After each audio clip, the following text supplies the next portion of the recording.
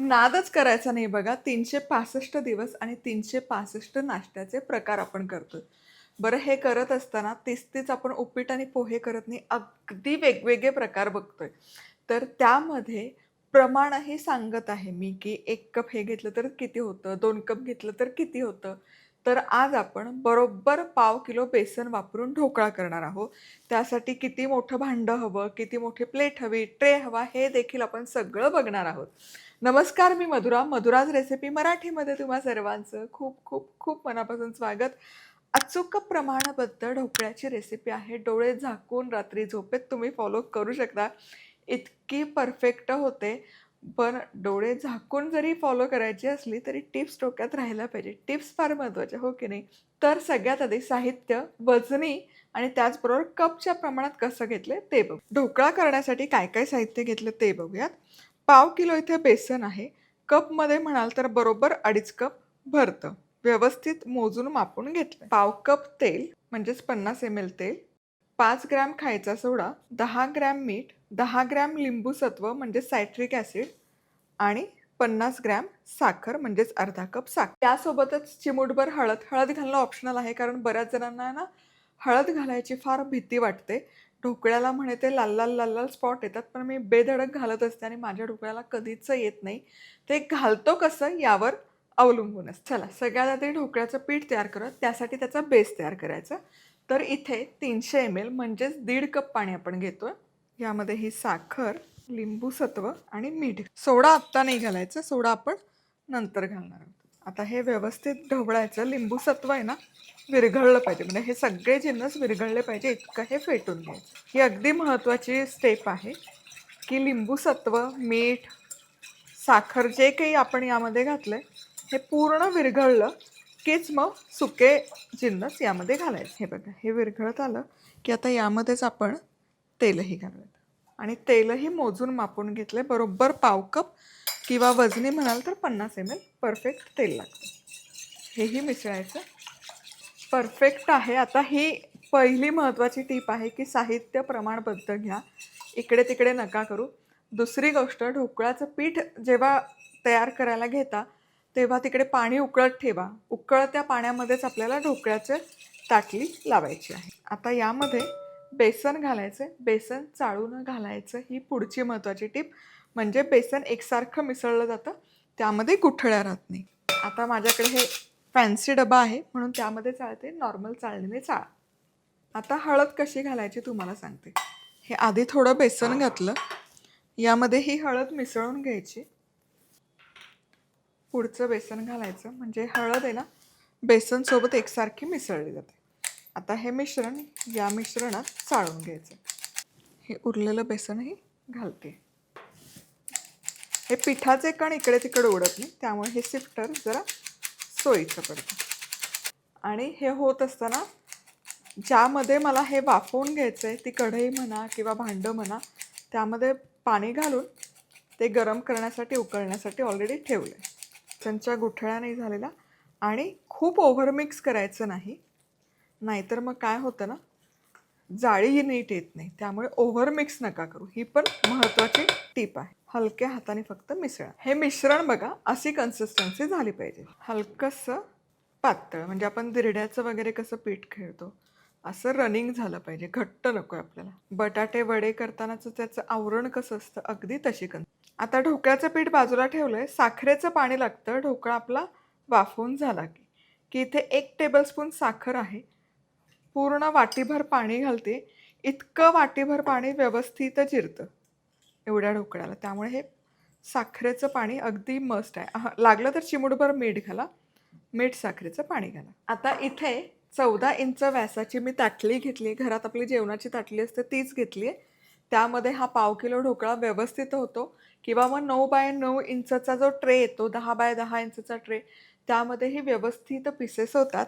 फुसफुस बाटली आपली आहे मधुराज रेसिपीची. मधुराज रेसिपी club.com खरेदी करू शकता. हे बघा, ढोकळा करायचा आहे, इडली करायची आहे, त्याचे मोल्ड करायचे असतील तर असं कोपऱ्यापर्यंत तेल, फक्त मध्यभागी जरी स्प्रे केलं तरी कोपऱ्यापर्यंत तेल पसरतं आणि अगदी कमी लागतं. आहे की नाही भारी? नो मेस असं हे वापरता येतं. आता हा ट्रे बाजूला ठेवूया.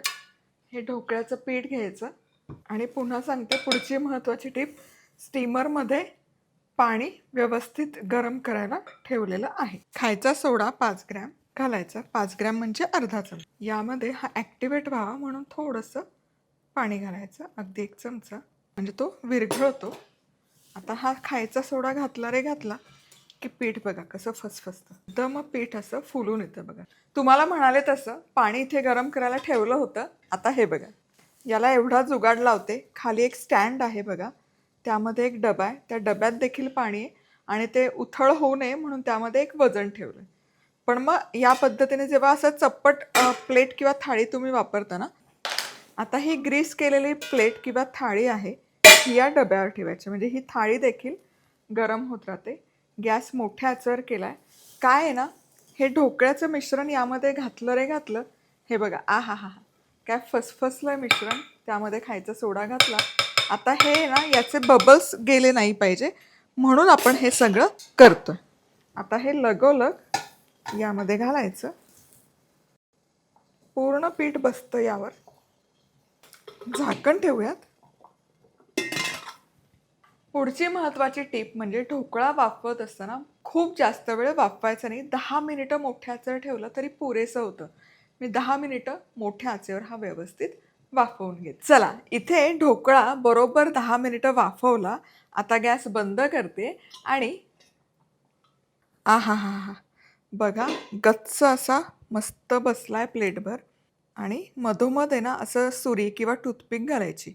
ही स्वच्छ आली, याला काही पीठ चिकटलं नाही, याचा अर्थ ढोकळा आपला व्यवस्थित वाफवलेला आहे. आता हा अलवार उचलायचा आणि इथे थंड करण्याकरता बाजूला ठेवूयात.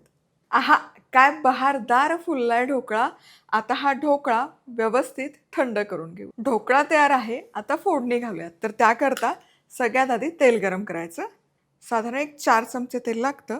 तेल गरम झालं व्यवस्थित की यामध्ये सगळ्यात आधी 1 चमचा मोहरी. मोहरी छान चुटचुटली पाहिजे.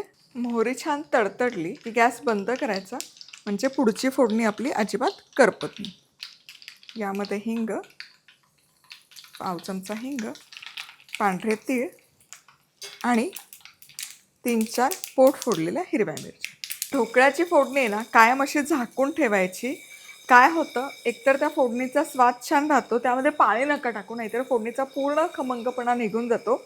झाकून ठेवा. मिरची छान शिजते. ती शिजलेली मिरची खायला कमाल लागते आणि अशी चुरचुरीत फोडणी ढोकळ्यावर घातली की ढोकळ्याला चवही बहारदार येते. चला, इथे आपला ढोकळा थंड झाला आहे. त्याचसोबत फोडणी देखील तयार आहे. साखरेचं पाणी देखील तयार आहे.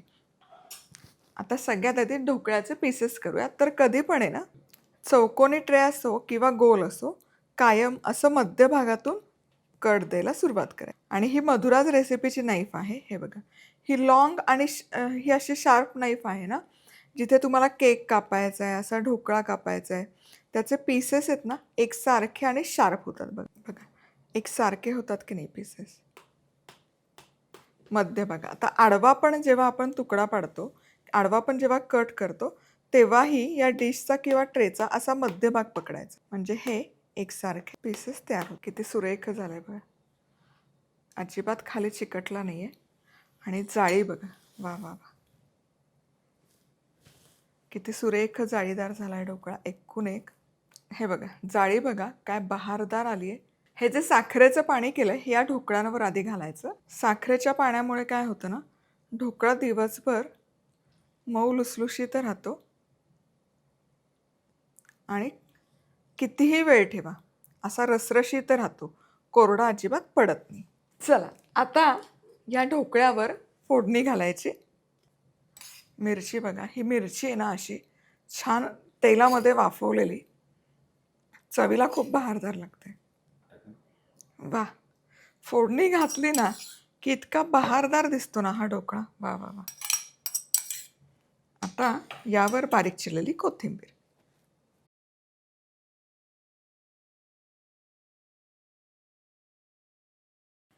आहा, मस्त ढोकळा तयार आहे. तर या प्रमाणात मस्त, म्हणजे मी कड सोडते. कड सोडून 30 ढोकळे व्यवस्थित तयार होतात. म्हणजे तुम्हाला जर अंदाज काढायचा असेल, पाहुणे येणार असतील, तर कडेकडेचे छोटे तुकडे जरी सोडले, तरी मध्यभागातले 30 व्यवस्थित आकाराचे ढोकळे तयार होतात. कसे खायचे काही सांगायची गरजच नाही. असा बहारदार होतो हा ढोकळा तुम्हाला सांगते. वाह! म्हणजे बघितलं की अजिबात राहवत नाही.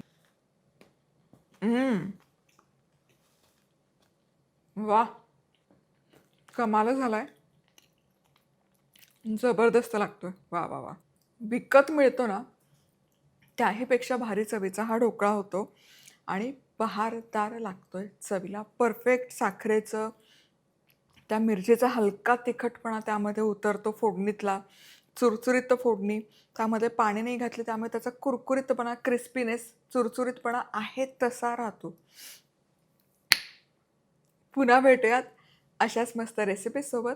तोवर मस्त राहा, खुश राहा, आनंदी राहा. सगळ्यात महत्त्वाचं.